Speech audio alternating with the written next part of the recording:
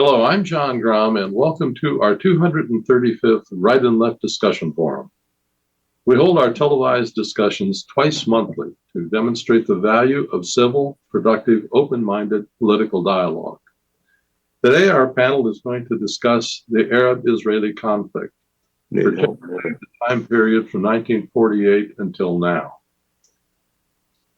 Today's panel begins with Patty Haskins, former member of the Wadsworth City Council, and there it is.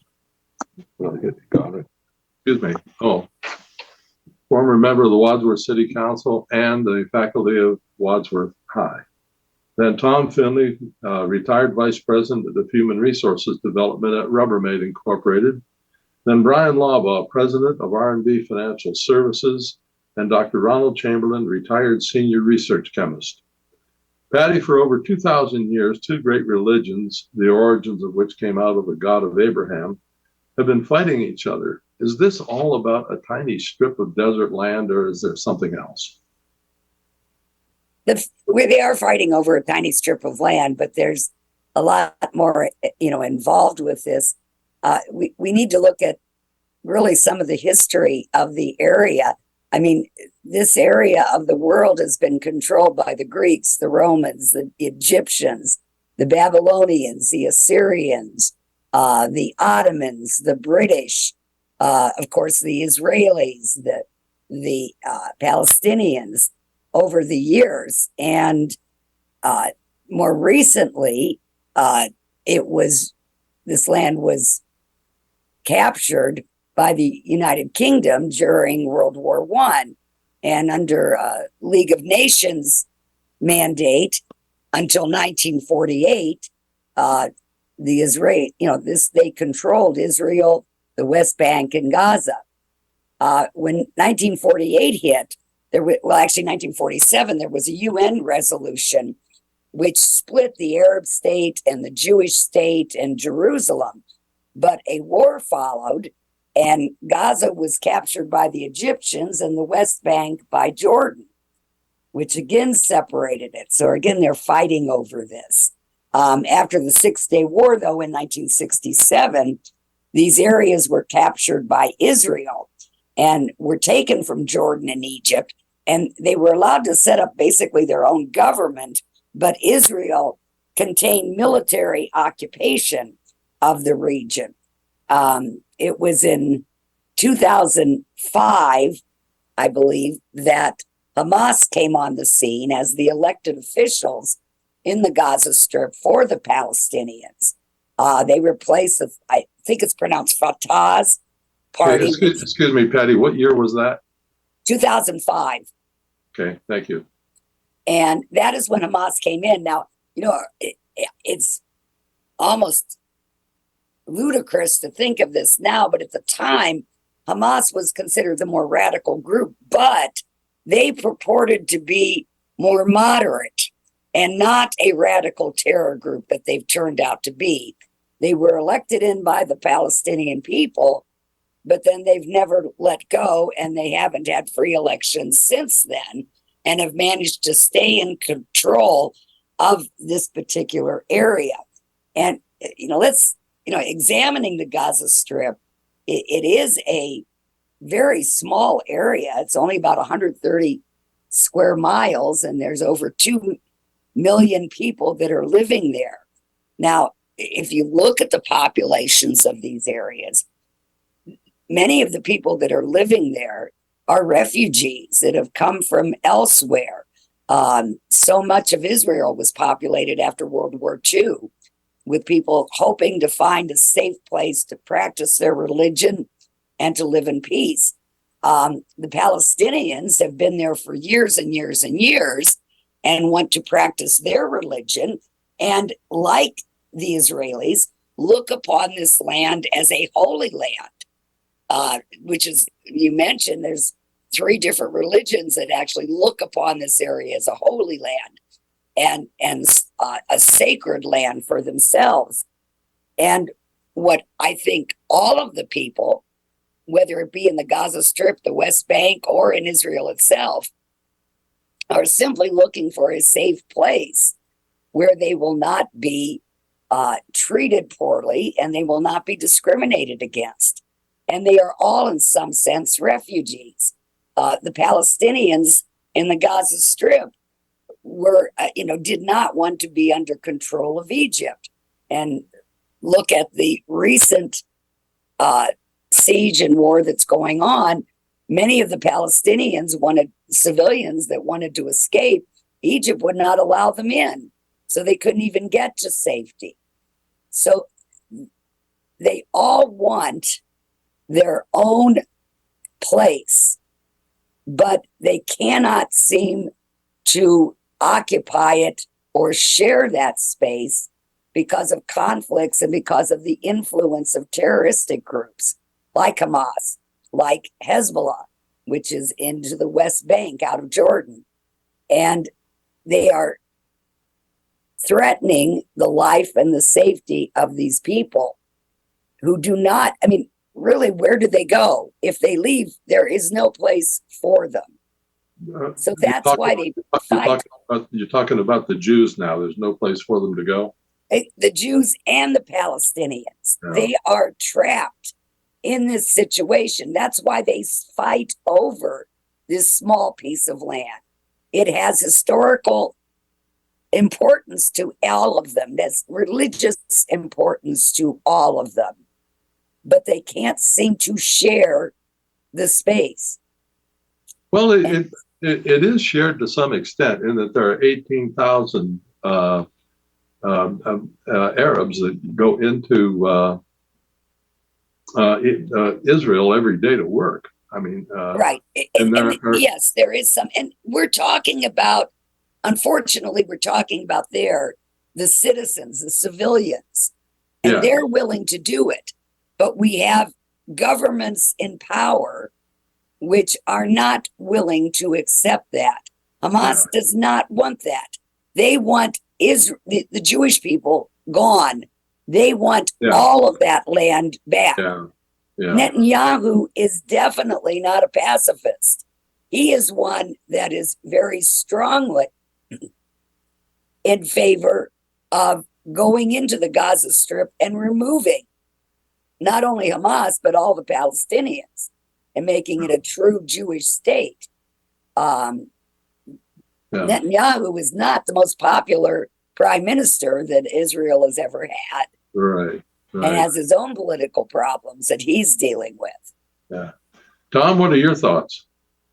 Well, my thoughts are it's ironic that religion, and I'm going to say religions, plural, have spawned more conflict and terror and horror than any other body, including governments of various countries.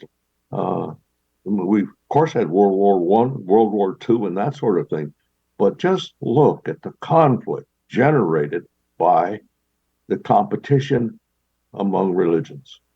That's my take on it. So it's a great big question mark about the nature of man and the creation of religion. Yes, we are all right. Bryan, what are your thoughts? Well, I think Patty brings up some good points. I will say that there obviously has been conflict in the region.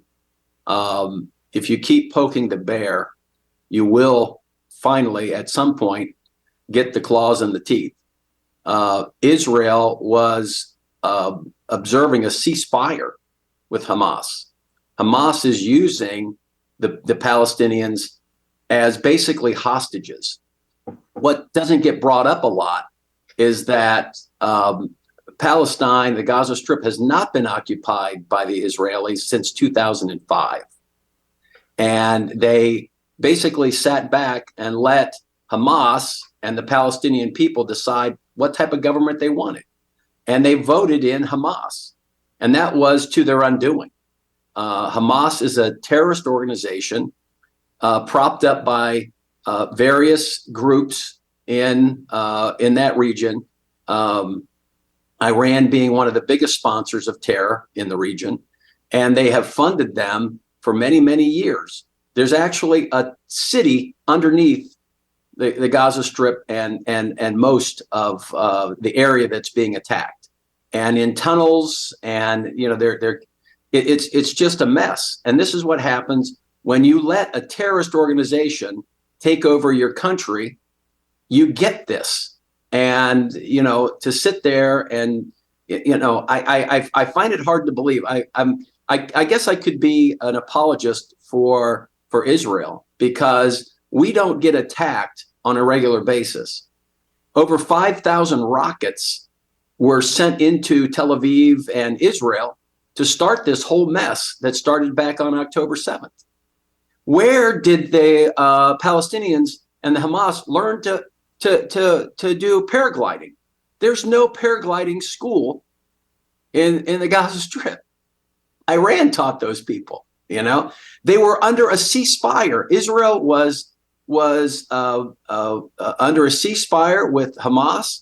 They were living up to that, and to be attacked like they were, savagely attacked on October 7th. I find it hard to accept the fact that now people are crying about a ceasefire.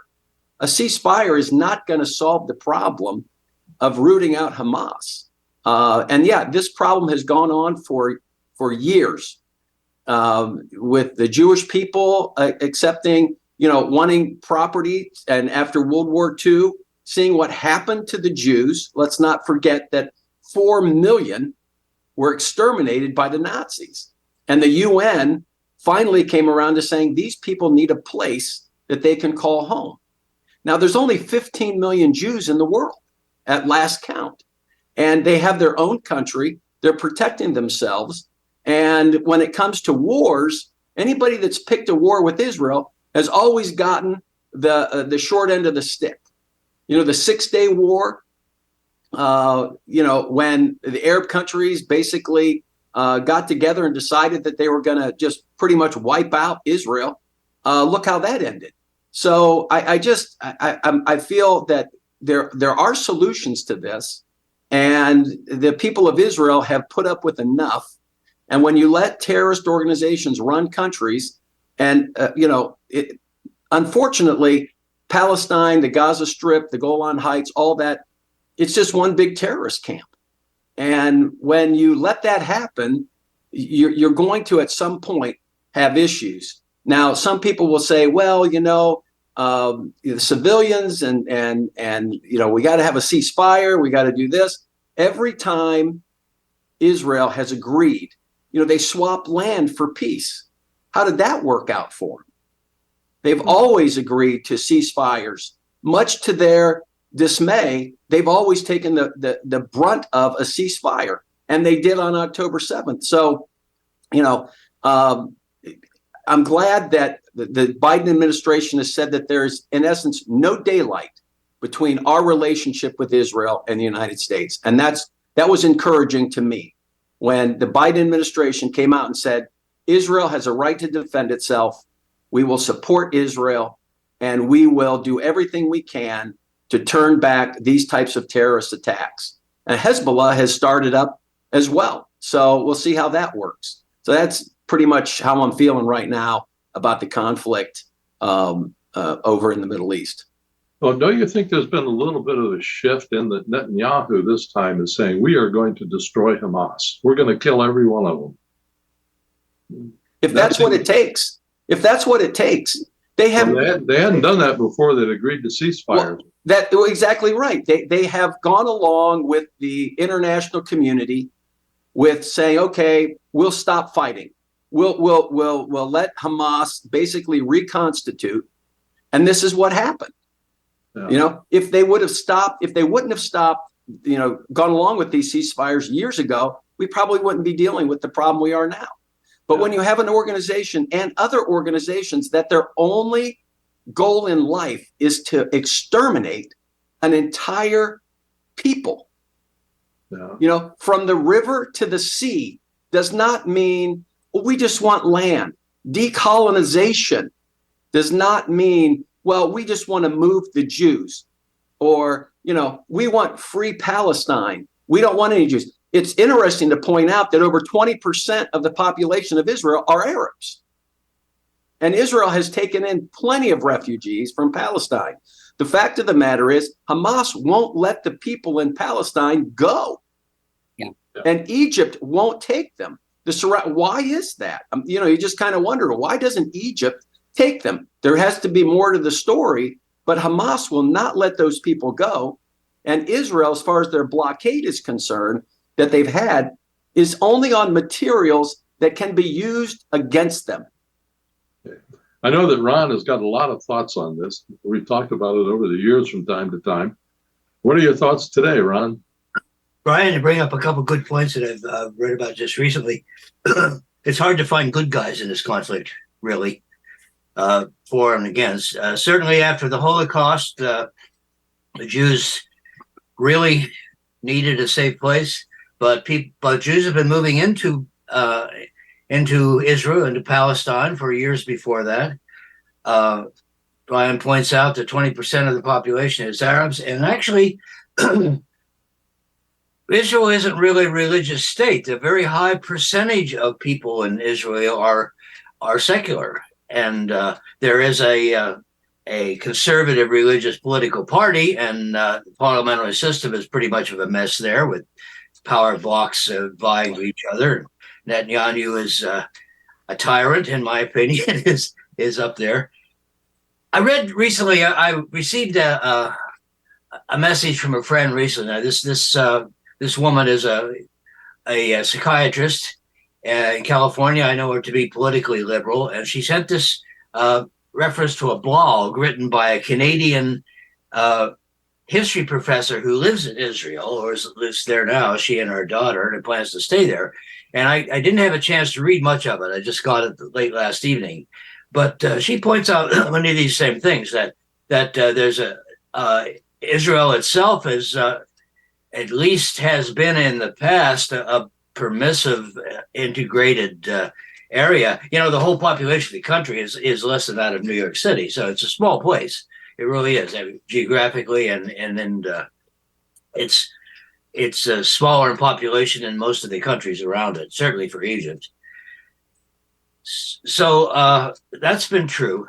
However, recently, Netanyahu has moved into the West Bank, has built settlements, has locked out Palestinians. Bryan, you mentioned about many Arabs travel every day into Jerusalem, into Israel, but they go through checkpoints and military checkpoints and so on. Some years ago, I met a lady from a group called CPT, the Christian Peacemaker Teams. This organization is throughout the world, in South America and Central America, but notably in Israel. And down in the Hebron area is a particularly hot spot where the Jews have gone in, the Israelis has gone in and raised villages and cut down 100-year-old olive trees, which are the economic background of the folks there. And this woman, she was back here on a furlough and talked about that. A few months later, she was back in Hebron and was injured by a bulldozer, which she was standing in front of to try to stop the destruction of Palestinian property. So that goes on. That has been going on. School children are harassed on their way through government checkpoints to and from their homes to schools. They get harassed. And can be made, and there are cases of elementary school children being detained for hours by the military on their way to school. So there's all that goes on.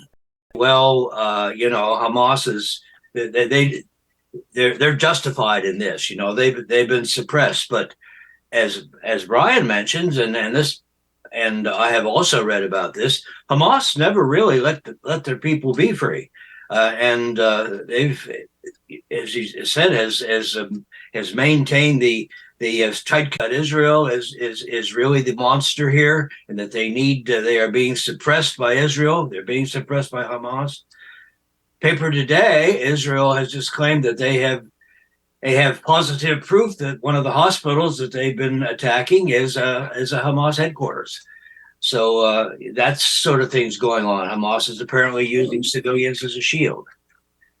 On the other hand, we got Benjamin out there, just just really not, really not a peacemaker. Yeah. So, but this is true.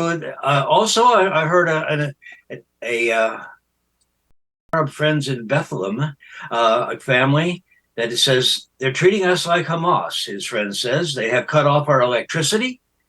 His friend is in the tourist industry, so obviously he's not making any money. There's no tourists. So, Yeah, I can imagine. so he's one example, at least that I know about, where peace-loving Arabs in Israel are being harassed by the government in this way. He says, we're not Hamas. We're being treated like that. Yeah. So it's hard to find good guys here. It's hard. Okay, I'm wondering if I'm the only one that was surprised at the uprising in this country, the anti-Semitic demonstrations and protests and so forth. I don't know quite what to make of that. Well, I think that has to do with the catch-22 that we have in this particular war. The attack on October 7th was horrendous. It was inexcusable. It was terrible. And obviously, Israel needed to strike back against Palestine. But what they ran into is the fact that, as Bryan stated and Ron has stated, Hamas has used the Palestinian citizens as their human shields. They have put average civilians in harm's way, thinking that Israel won't come in and attack civilians. And what I'm talking about, though, is the demonstrations in this country, the young people that deny that's what why you're saying. there are those demonstrations. Because, yeah, but they're denying what you're saying that ever happened. Well, that's the unfortunate part too. They're saying there was no attack on Israel in the first place, and it's all been Israel's fault. Well, unfortunately, my only problem in the whole situation is, yes, Hamas is a horrible, horrible organization. But my struggle that I have is there the necessity then for Israel to take out Hamas at the cost of Palestinian civilians? And I realize it's Hamas that's put them in that position. But you have a war crime basically committed by Hamas against Israel. But you could argue then that there is a war crime against the Palestinians. Exactly. Unfortunately, then what also happens is that certain people only listen, as is the case in every situation, certain news sources, and they deny facts as they exist and listen only to the propaganda put out by their people or the ones on their side, and don't examine the big picture. And because I know when they've interviewed these people that are protesting, the Palestinians that are protesting here in the United States, they don't even claim that Israel was ever attacked. It's never a war crime when Hezbollah and Hamas take out 2,000 Israeli kids and adults and stuff that they did. Yeah. Nobody, these people on campus aren't talking. This is their freedom fighters. We're going to have to talk about that some other time. Are we done? Yeah, I'm afraid we just. Sorry. Oh, I thought we had a few more minutes. We should perhaps talk at one of these sessions on man's creation. We don't have time right now. Well, we do have time. The thing I want to say is we should think about this tool man has created called war.